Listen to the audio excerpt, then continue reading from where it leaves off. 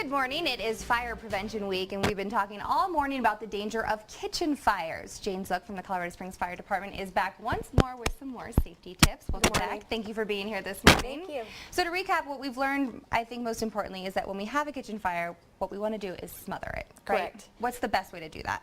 So instead of putting something onto the fire, like water or baking soda or flour or some of those things that we've heard over the years that we should do, the best way to put out a kitchen fire, especially on the stovetop, is to simply smother it with the lid.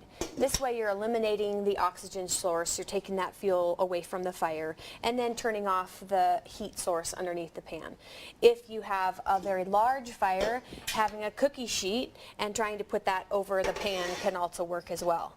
But really the best thing is if you have a fire that's very large, try not to fight it yourself. Get out to safety, call 911, and don't endanger yourself over a small fire like that. Of course. And something, you know, we often don't think about what we're wearing in the kitchen. You're not worried about that. But what we put on when we're going into the kitchen is very important. Definitely. Good point.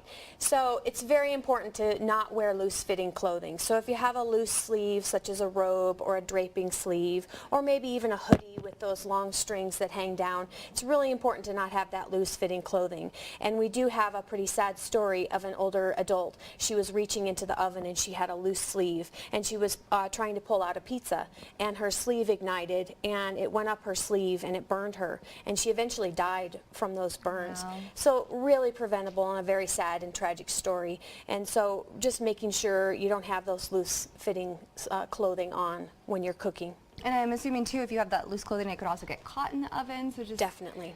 some things to think about. If you're cooking with your children, and you know, trying to teach them some of those cooking lessons, which I still need to learn, what's the best way to get them involved but also keep them safe?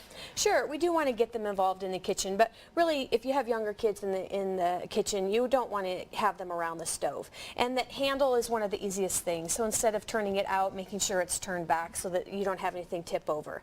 Establish a zone around your oven and your stove where when you have that heat source on, you want to make sure that they're not on that rug, and that's, I kind of tell my kids it's hot lava, and you don't want them to get into the hot lava, and you know, keep them away from that hot heat source. But certainly, you know, if you're mixing things and you're preparing things beforehand to put into that hot surface, that's a great way to involve them.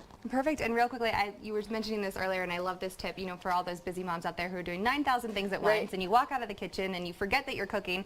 What's a good way to remind yourself, hey, there's something on the oven? Sure. So lots of distractions in the kitchen. Text messages, TV, kids, dogs, spouses, all kinds of things going on. So if you have something simple like this hot oven mitt, stuff it into your pocket, and that's a big reminder that, hey, I'm cooking something, and then you don't forget. So just really simple tips, you know, using a timer, setting the timer on a microwave, like, oh yes, I'm boiling noodles for macaroni and cheese and I need to watch what I'm doing. All right, great. Thank you so much. Lots of great You're tips welcome. this morning. And we'll be right back. But first, here are last night's winning Cash 5 and Pick 3 numbers. Good luck.